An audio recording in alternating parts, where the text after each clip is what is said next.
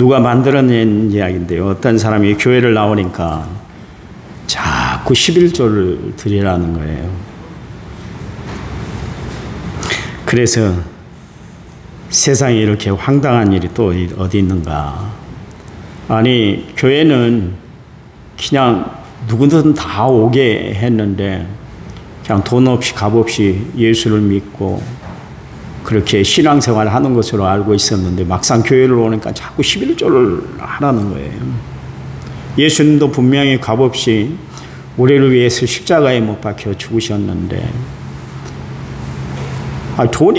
돈을 내라고 그러니까 이 사람이 고민이 된 거예요. 그것도 뭐 10만 원도 아니고 11조를 드리라고 그러니까. 돈 액수가 엄청 크잖아요. 평생 모아도 못 벌 돈이고 만지지도 못할 돈인데 11조를 드리라고 그러니까. 그러면 11조를 드리면 교회에서 무엇을 해준대요? 그랬더니 어떤 집사님이 그랬대요. 구원을 준다고. 아니, 이런 도둑 집단이 어디 있어. 11조를 했는데 딸랑 구원만 준다고 그러니까 이 사람이 실망을 했대요. 웃자고 하는 이야기니까 좀 웃어봐 보세요. 아, 참, 나 지금 전국을 보면 잔뜩 마음이 그냥 복잡하고 가라앉고 그냥 그런데 웃어보라고 하는 이야기입니다. 사람들이 참 그런 것 같아요. 이런 이야기 참 잘 만들어냅니다.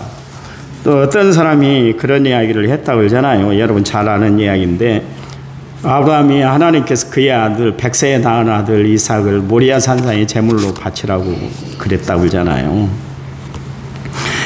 그때 아브라함이 두말 하지 않고 드렸던 것은 이삭이 손주가 아니었기 때문에 아들이었기 때문에 드렸다고 그러잖아요. 손주 못 보신 분들은 아직 웃을 줄 모르시네요. 2탄이 하나 나왔습니다.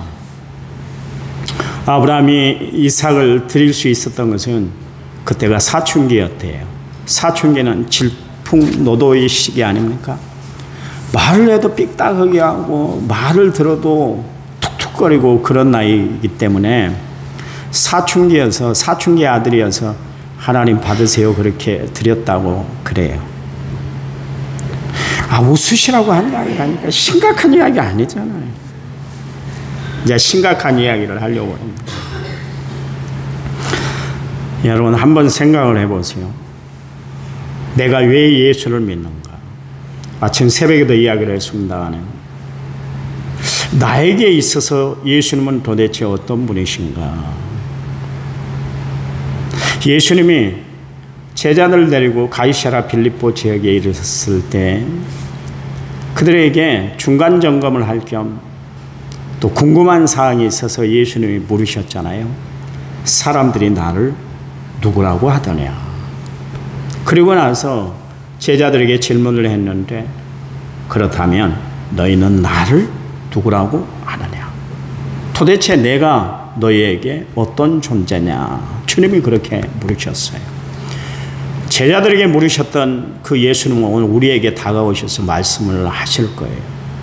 내가 도대체 너희에게 어떤 존재냐? 주를 따르는 모든 사람들에게 그리고 우리에게 주님이 주신 말씀이 뭐냐면 나를 따르려거든 자기를 부인하고 제 십자가를 지고 나를 따라야 된다. 주님이 그렇게 말씀을 하셨죠. 우리가 예수를 믿음으로 말미암아 우리가 버려야 할 것, 잊어버려야 할 것, 또한 취해야 할 것이 분명히 있어요. 신앙생활하는 우리가 예수를 믿음으로 말미암아 이런 것들이 있죠. 사실 잃었다기보다는 예수를 믿었기 때문에 내가 버리고 산 것이 있습니다. 그건 뭐냐면 세상 자랑, 세상 명예, 세상 권세, 어둠의 일, 세속적인 삶을 우리는 예수를 믿음으로 말미암아 철저히 버리게 되었습니다. 그에 비해 우리가 예수를 믿음으로 말미암아 취한 것이 있어요. 획득한 것이 있는데 하나님의 사랑, 하나님이 베풀어 주신 놀라운 축복, 하나님의 자녀가 되는 권세, 하나님의 위로부터 내려주신 능력, 핏된 삶을 우리가 쟁취하고 살아가고 있는 것을 알게 됩니다. 세상을 살아가는데 사람들이 그런 이야기를 하십니다. 밥심으로 산다. 그렇게 이야기한 것처럼 예수 믿는 사람들은 하나님의 은혜로 살아가는 줄 믿으시기 바랍니다. 복음성가 가사에 보세요. 오직 예수뿐일세. 그 찬양 가사 내용을 보면 은혜 아니면 살아갈 수 없네. 호흡마저도 다 주의 것이니 세상 평안과 위로 내게 없어도 예수 오직 예수뿐이네. 크신 계획 다 볼 수 없고 작은 고난에 지쳐도 주께 묶인 나의 모든 삶 버티고 견디게 하시네. 은혜 아니면 살아갈 수 없네. 나의 모든 것 다 주께 맡기니 참된 평안과 위로 내게 주신 주 예수 오직 예수뿐이네. 그러십니다. 여러분 세상 살아가면서 그동안 내가 누려봤던 것 다 누리고 살았잖아요. 취할 것 내가 다 취하고 살았잖아요. 그런데 뭐 있습니까? 아무것도 없더라고요. 결국 가면서는 다 놓고 가요. 아무것도 우리가 가져갈 것이 없어요. 하나, 믿음밖에 없어요. 그런데 이 땅에 살면서 우리가 늘 느끼는 게 뭡니까? 나는 하나님의 은혜로 살아가고 있구나. 주의 은혜로다. 날마다 이 고백이 나오잖아요. 그래서 찬송가 작시가는 하늘을 두루마리 삼고 바다를 먹물 삼아도 하나님의 그 큰 사랑, 그 큰 은혜를 다 기록할 수가 없다. 그렇게 이야기를 하고 있잖아요. 아시나요? 여러분 신앙생활은 하나님의 은혜로 해나가는 줄 믿으시기 바랍니다. 하나님의 은혜는 하나님이 우리에게 내려주시는 거룩한 선물이에요. 지금까지 제가 주의 사역을 감당하면서 내가 느끼는 것이 뭐냐면 목회를 하는 그 힘 원동력이 뭐냐면 하나님의 크신 은혜 그리고 하나님이 베풀어 주신 사랑의 힘으로 제가 지금까지 감당해 놓은 것을 알 수가 있어요. 몇 년 전에 제가 여러분에게 이런 질문을 한 적이 있습니다. 내가 요즘 어떻게 목회하는 것 같아요? 그렇게 물었더니 우리 성도님들이 이야기를 하셨어요. 사랑으로 목회하는 것 같습니다. 최선을 다해서 목회하는 것 같습니다. 장로님 한 분이 우리 김 장로님이 그러시더라고요. 목사님은 즐겁고 기쁘게 목회하시는 것 같아요. 그런 이야기를 하세요. 그날 제가 설교를 하면서 얼마나 감동을 받았는지 모르겠어요. 왜냐하면 내 마음을 알아주는 교인들이 있고 또 우리 장로님들이 계시고 내 마음과 함께하는 성도들이 있다는 것이 얼마나 힘이 되는지 몰라요. 여러분 세상을 살아가면서 남이 내 마음을 알아주는 것처럼 참 즐겁고 기쁘고 보람찬 일이 없지 않습니까? 세상 살아가면서 사람들이 알아준 것만 해도 이렇게 즐겁고 기쁘고 마음의 원동력이 된다 할 것 같으면 하나님이 내 마음을 아세요. 하나님이 나와 함께 하세요. 그 하나님이 나에게 은혜를 베풀어 주시는 것을 안다 할 것 같으면 우리는 얼마나 세상을 희망차게 살아갈 수가 있을까요? 다윗은 인생을 살아가면서 겪지 않아야 할 많은 수많은 일들을 겪었던 사람이었어요. 한때 그의 명성이 하늘을 찌르는 듯 했지 않습니까?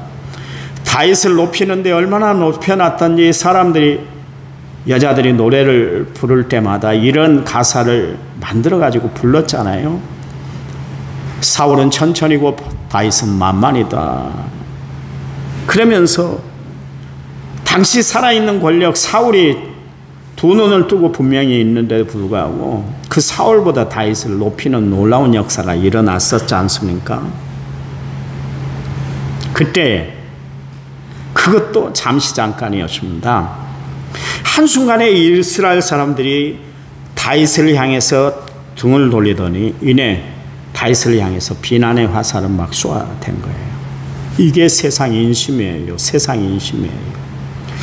우리는 너무나 세상을 좋아하고 너무나 세상을 동경하고 세상만 바라보고 살아가려고 그러는데 여러분 세상은 만만치 않아요. 우리를 그렇게 호락호락 받아주질 않습니다. 여러분 직장 생활에서 알잖아요. 인간관계를 통해서 알잖아요. 세상 사회활동을 통해서 여러분 아시잖아요. 세상이 그렇게 호락호락하지 않는다니까요. 다윗이 그 어려움을 겪었잖아요. 조금 전에는 막 다윗을 높이던 사람들이 다 다윗을 다 내리깔기 시작을 했다, 그런 이야기예요. 그래서 다윗이 시편 146편 3절 말씀에 기인들을 의지하지 말고 도울 힘이 없는 인생을 의지하지 말아라, 그렇게 한 이야기가 그냥 나온 게 아니에요. 다윗이 인간관계를 통해서 뼈저리게 느꼈기 때문에 그런 이야기를 하고 있는 것을 알 수가 있습니다. 그 인생 최대 위기에 놓였을 때 다윗이 그때 한 행동이 뭐였냐면 하나님의 이름을 불렀어요. 하나님을 찾았다, 그런 이야기입니다. 1절 5절 말씀에 1절과 5절 말씀에 보면 하나님이여 그랬고, 6절 말씀에 주 만군의 여호와여, 13절 16절 말씀에 보면 여호와여 그랬습니다. 다윗은 힘들 때, 어려울 때, 복잡스러울 때, 위기에 처할 때 그때 다윗이 찾았던 이름이 있는데 하나님이요, 하나님. 그는 수시로 하나님을 바라봤습니다. 그렇다면 왜 다윗은 하나님을 찾았고 하나님만 바라보게 됐는가?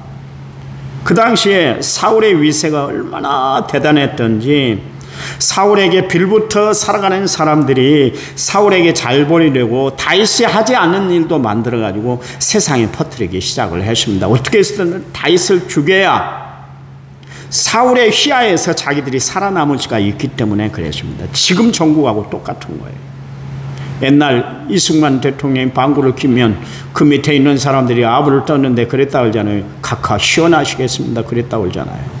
그런 것처럼 마찬가지로 사울이 권세를 잡고 있으니까 그 사울의 권세가 무너지면 안 되니까, 그래서 거기에 빌붙어 있는 사람들이 다윗에 대한 헛소문을 만들어가지고 세상에 막 퍼뜨리기 시작을 했어요.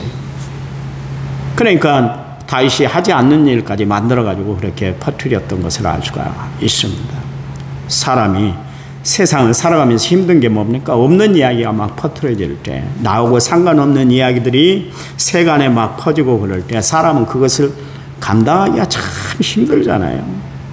그래서 다윗이 그때 상황이 얼마나 처참하고 얼마나 비극적이었던지 시편 22편 6절에서 8절 말씀에서 이런 이야기를 했어요. 나는 벌레요 사람이 아니라 사람의 비방거리요 백성의 조롱거리니이다.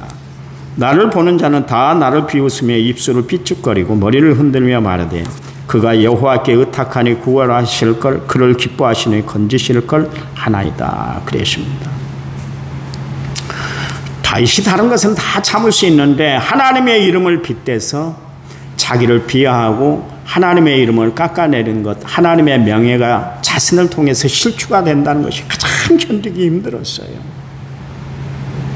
한 번은 다윗이 사울의 낯을 피해서 저 엔게디 숲풀과 아둘람 동굴을 전전하면서 그렇게 피신생활을 하고 있을 때 마온 사람 나발이 그날 양털을 깎게 되십니다. 그래서 다윗이 그의 병사 소년 몇 명을 보내서 먹을 것을 취해오도록 그렇게 하셨습니다. 그랬더니 나발의 입에서 이런 이야기가 나왔어요. 사무엘상 25장 10절 말씀에 나발이 다윗의 서원들에게 대답하여 이르되 다윗은 누구며 이새의 아들은 누구냐? 요즘에 각기 주인에게서 억지로 떠나는 종이 많도다, 그랬습니다. 이 말은 뭐냐면 사울의 부하로 있던 다윗이 모반을 일으키기 위해서, 쿠데타를 일으키기 위해서 이 사울의 곁을 떠난 사람이 있더라. 그것이 다윗이다, 그렇게 이야기를 한 거예요.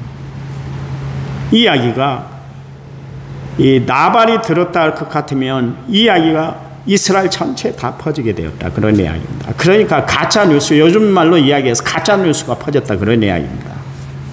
그러니 다윗이 그 이야기를 듣고 얼마나 답답했겠어요. 이 변명할 어떤 여지가 없잖아요. 자신의 정당성에 대해서 사람들에게 어떻게 이야기할 그런 겨를이 없게 되셨습니다.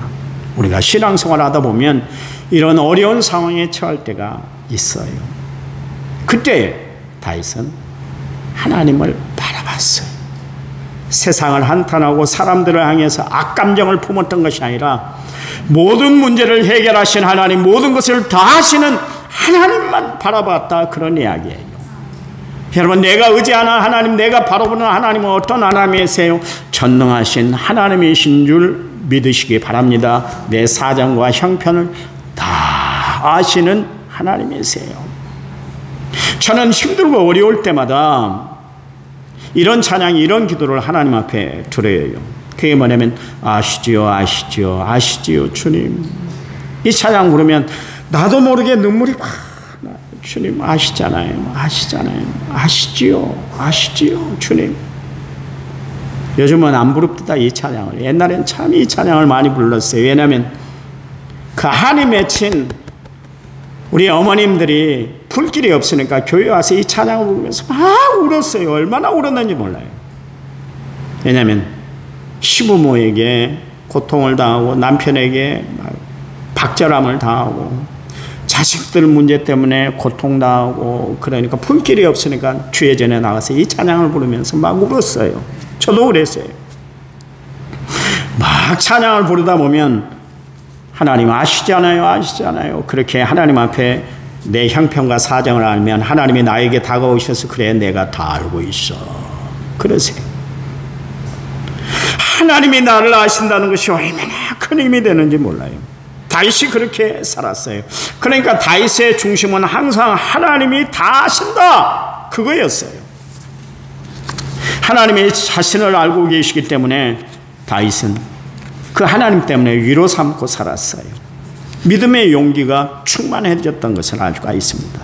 그래요. 나의 형편과 처지 상황을 다 아시는 하나님은 전능하신 하나님 올마이티가 엘샤다이가 되시는 하나님인 줄 믿으시기 바랍니다.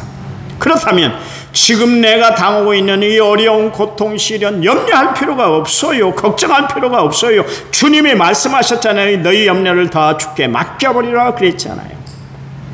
마태복음 6장 31절에서 34절 말씀에 그러므로 염려하여 이르기를 무엇을 먹을까 무엇을 마실까 무엇을 입을까 하지 말라. 이는 다 이방인들이 구하는 것이라.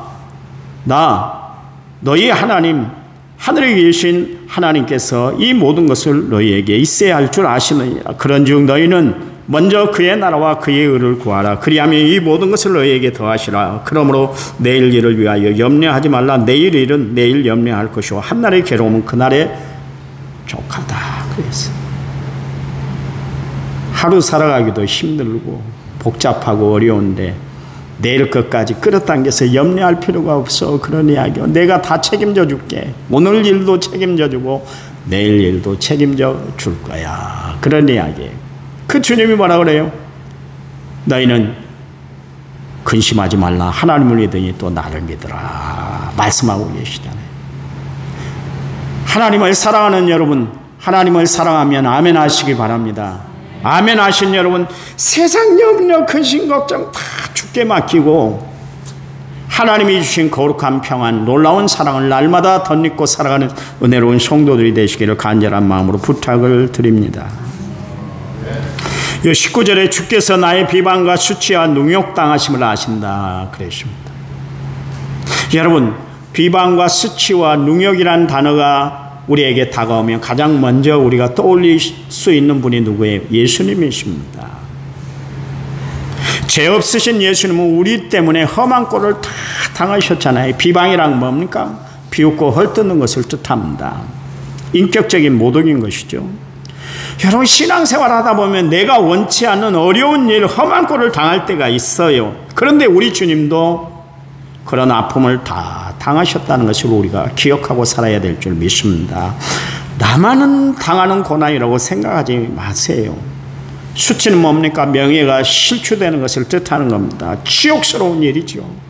여러분, 예수님은 십자가를 지시기 위해서 모진 수치를 다 당하셨어요. 발가벗김을 당했으니까 그 큰 어르신이 33세 되신 장년인 그런 예수님이 발가벗김을 당했다. 그런 수치를 당하셨어요. 얼마나 치욕스러웠겠어요. 십자가는 고통과 수치의 상징이기도 합니다. 예수님은 우리 때문에 친히 이런 고통, 이런 치욕을 다 당했어요. 또한 능욕을 당하셨어요. 여러분, 업신여김을 받으시고 욕보임을 당하셨다 그런 이야기입니다. 예수님은 채찍에 맞으셨잖아요. 침뱉음을 당했잖아요. 욕짓거리를 당했잖아요. 머리채를 내리침을 당하셨잖아요. 뺨 때림을 당하셨잖아요. 우리 예수님은 우리 위해서 모든 수욕, 이 모든 소욕들을 다 당하셨어요. 그래요. 여러분, 우리가 믿음 생활하다 보면 다윗처럼 예수님처럼 원치 않는 고난을 당할 때가 있을 거예요. 별소리를 다 듣게 될 거예요. 그럴 때 우리는 사울처럼 변명거리를 찾는 사람들이 아니라, 그래서 자기 변호에 앞장서는 사람들이 아니라 다윗처럼 묵묵히 하나님 앞에 나와 내 형편과 처지와 상황을 아뢰는 지혜롭게 살아가는 믿음의 성도들이 되시기를 간절한 마음으로 부탁을 드립니다. 여러분, 높이 세워진 건물이 흔들리지 않는 이유는 뭐예요? 기초가 튼튼하기 때문에 그렇습니다. 그저께 TV에 나오는데 고층 아파트 살지 말라고 그럽니다. 왜냐하면 고층 아파트 높은 층 막 30층, 40층, 50층 되는 아파트 보면 흔들린대요. 여러분 모르시잖아요. 그게 안 흔들리면 아파트가 부서진대요. 흔들리기에 그렇게 공법이 되어 있대요. 바람이 불면 흔들린대요. 그 흔들림 속에서 살기 때문에 고층 아파트는 사는 것이 아니다. 어떤 공학자가 나와서 그런 이야기를 하십니다. 그렇게 움직이는데도 불구하고 높은 건물이 무너지지 않는 것은 중심이 꽉 잡혀있기 때문에 그래요. 나무가 태풍이 그렇게 몰아친다 할지라도 나무가 뿌리채 뽑히지 않는 것은 뭡니까? 뿌리를 깊이 내렸기 때문에 그렇지 않아요? 그러잖아요. 여러분, 어려서 여러분 가지고 놀던 장난감이 하나 있습니다. 지금은 장난감이 수도 없이 많고 좋은 것들이 많이 나오고 핸드폰이 애들 손에 다 쥐어져서 핸드폰만 있으면 요즘 만사가 해결이 다 됩니다마는, 옛날에는 장난감이 유일하게 하나 있었습니다. 그게 오뚜기 장난감입니다. 이거는 아무리 두들겨 던져도 쓰러뜨려도 다시 일어나는 것이 오뚜기 인형 아닙니까? 왜 그런지 아세요? 저는 어렸을 때 호기심이 많아갖고 무엇이든 그렇게 다 풀어보는 그런 은사가 있었어요. 안에 뭐가 들었는가. 그랬더니 우리 큰아들이 역시 마찬가지더라고요. 자동차를 사주면 자동차를 다 분해해버리더라고요. 지 아빠 닮아갖고. 좋은 거 닮아야 되는데. 근데 거기 보면 쇠가 들어있어요. 납덩어리가 들어있습니다. 단단한 납덩어리가 들어있어요. 그러니까 아무리 쓰러뜨려도 그 납덩어리 때문에, 중심을 잡고 있는 납덩어리 때문에 오뚜기가 다시 일어서요. 여러분, 우리 중심에 하나님이 계시면, 내 안에 계시면 아무리 나를 쓰러뜨리려고 해도 나는 다시 일어날 수가 있는 거예요. 그래서 예수 중심의 삶, 내 삶에 하나님이 함께하는 삶이 신앙생활의 가장 중요한 요소가 되는 거예요. 여러분, 마음 중심에 하나님이 함께 하시기 바랍니다. 예수님이 함께 하시기 바랍니다. 말씀이 함께하는 삶이 되시기를 간절한 마음으로 부탁을 드립니다. 20절 말씀에 비방이 내 마음을 상하게 하며 근심이 충만하다. 그런데 불쌍히 긍휼히 여겨주는 사람이 없다 그러십니다. 여러분, 사람들이 내 마음을 알아주지 못한다 할지라도, 이상한 이야기를 하고 헛된 이야기를 퍼뜨린다 할지라도 다윗은 전혀 마음이 요동하지 않았어요. 그의 중심에 모든 것을 아시는 하나님이 계시다는 것 때문에 그랬습니다. 그래서 다윗은 시편 23편에서 내가 사망의 음침한 골짜기를 다닌다 할지라도 해받는 것을 두려워하지 않아요 그랬어요. 왜냐하면 하나님이 내 중심에 함께 하셔서 나로 하여금 흔들리지 않도록 하나님 붙잡아 주시기 때문이다 그랬습니다. 여러분, 하나님이 내 중심이 되시고, 예수님이 내 중심이 되시고, 성령님이 내 마음의 중심이 되어주시고, 하나님의 말씀이 내 중심이 되시면 환난의 와중에도 우리는 이겨내고 견뎌내고 버텨낼 줄 믿으시기 바랍니다.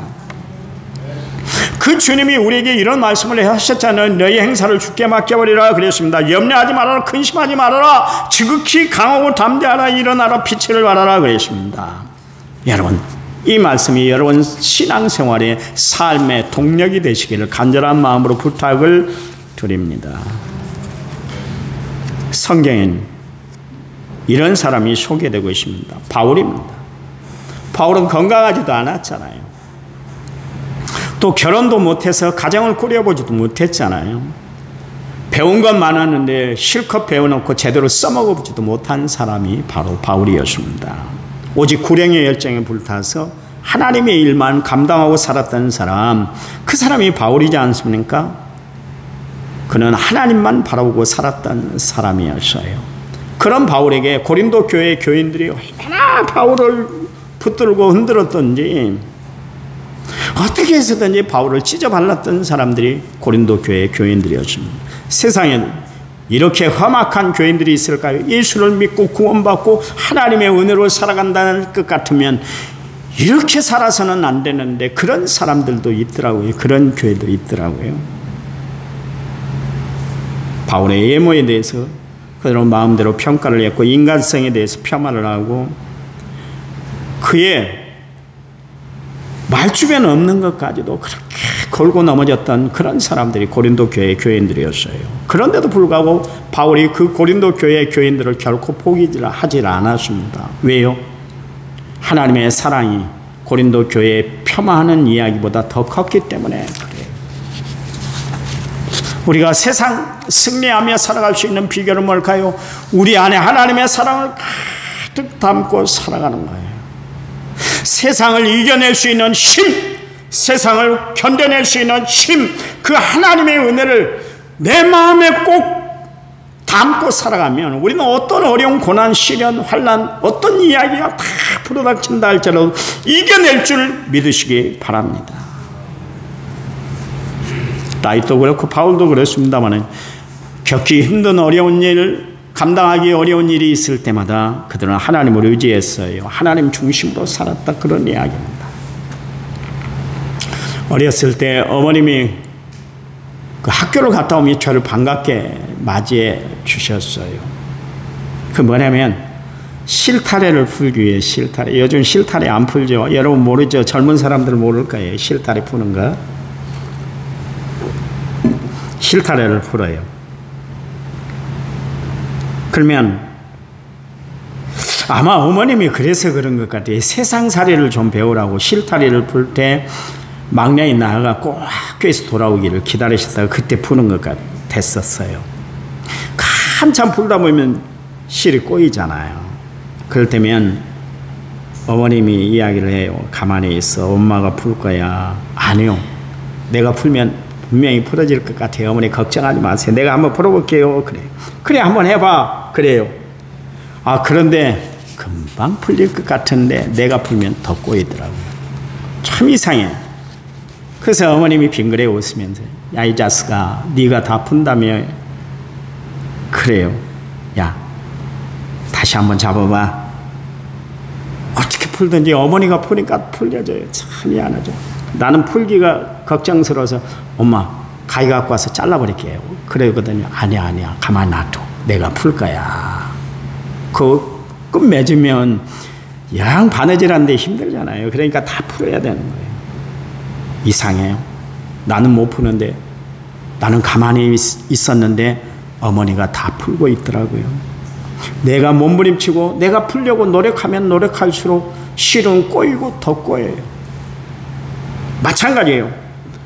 내 인생, 내 삶에 꼬인 모든 문제들을 하나님이 풀어주시도록 하나님 앞에 모든 것을 맡기고 사는 거예요. 여러분, 이런 삶을 살아가는 성도들이 되시기 바랍니다. 그러면 하나님이 풀어주실 줄 믿으시기 바랍니다. 그래서 다윗이 모든 만사를 다 제껴놓고 힘들고 어려운 일, 복잡한 일, 낭망스러운 일이 있을 때 주님, 나를 좀 책임져 주세요. 하나님, 내 인생에 꼬인 문제를 하나님이 해결해 주세요. 주님 앞에 맡겼잖아요. 이영규 선교사님이 내려놓음이라는 책을 썼다고 그랬잖아요. 그분이 책을 더 안 썼는데 후속으로 더 내려놓음이라는 책을 썼습니다. 하나님 앞에 우리의 모든 것을 내려놓을 때 하나님이 다 해결해 줄 줄 믿으시기 바랍니다.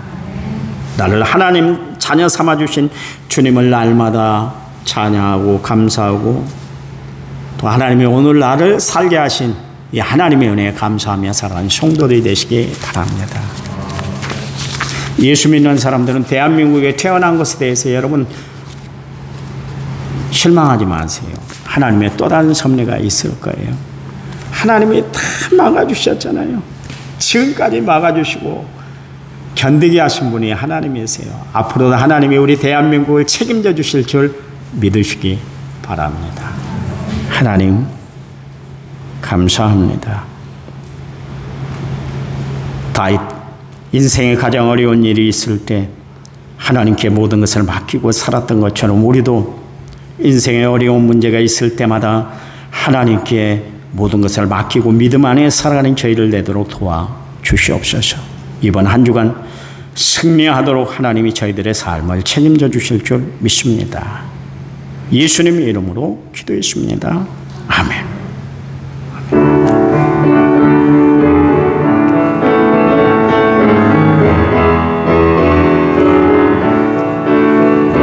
나의 힘이 되신 여호와여, 내가 주님을 사랑합니다.